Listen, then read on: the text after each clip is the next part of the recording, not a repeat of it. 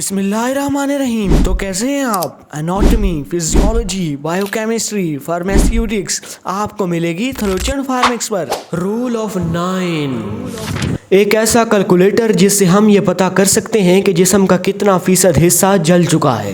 जी हाँ, जब एक बर्न्ड पेशेंट जिसका जिस्म किसी भी वजह से जला होता है डॉक्टर के पास आता है तो डॉक्टर को ये ऑब्जर्वेशन करनी होती है कि उसका कितना फ़ीसद हिस्सा जिस्म का जला हुआ है। लेकिन ठीक है, हमें पता लग गया कि पेशेंट के जिस्म का इतना फ़ीसद हिस्सा जला हुआ है, लेकिन इस बर्न्ड एरिया के परसेंटेज को जानने का मकसद क्या है? हम इसको जानकर करना क्या चाहता है डॉक्टर? नंबर 1, इससे पता लगाने वाला शख्स यानी कोई भी नर्स या फिर कोई हेल्थ प्रोफेशनल ये पता लगा सकता है कि पेशेंट के जलने की चोट की शिद्दत क्या इस काबिल है कि उसको बर्न यूनिट में दाखिल किया जाए। नंबर 2, एक सवेयर बर्न होने की सूरत में इस बात का कभी इम्कान होता है कि पेशेंट को 24 घंटे के अंदर अंदर हाइपोवॉलेमिक शोक आने का रिस्क है। इस रूल ऑफ 9 को रूल ऑफ 9 इसलिए भी माना जाता है क्योंकि इसके तहत जिस्म को 11 हिस्सों में डिवाइड किया जाता है और उनमें से किसी भी एक हिस्से के जल जाने पर यह माना जाता है कि जिस्म का 9% हिस्सा जला हुआ है। तो आइए जरा प्रैक्टिकली देखते हैं। जिस्म के ऊपर वाले हिस्सों से स्टार्ट करते हैं। सबसे पहले फेस और नेक पर आते हैं। अगर सामने से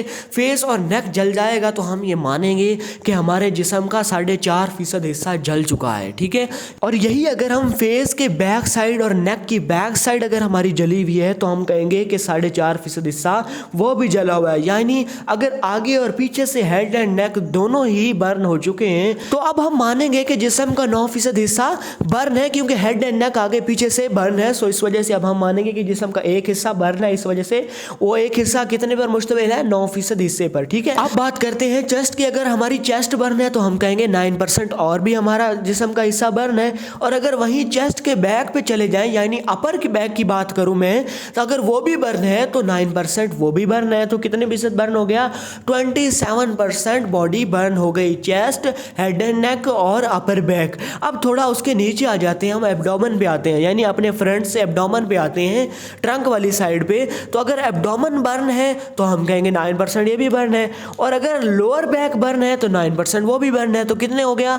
9% एब्डोमेन हो गया और 9% बैक हो गया। तो 27 प्लस हमारे पास 18 कितना हो जाता है? 45% बॉडी बर्न है। और अगर हम अपर लिम्स की बात करें, अपने आर्म्स की बात करें, तो एक आर्म भी 9% पर मुश्तमिल होता है। एक आर्म एक हिस्से के बराबर है। सो राइट आर्म बर्न है तो हम कहेंगे 9% वो भी बर्न है। और अगर लेफ्ट आर्म हमारा बर्न है, हमारा झुलस चुका है, किसी भी वजह से जल चुका है, तो हम कहेंगे वो भी 9% बर्न है, ठीक है।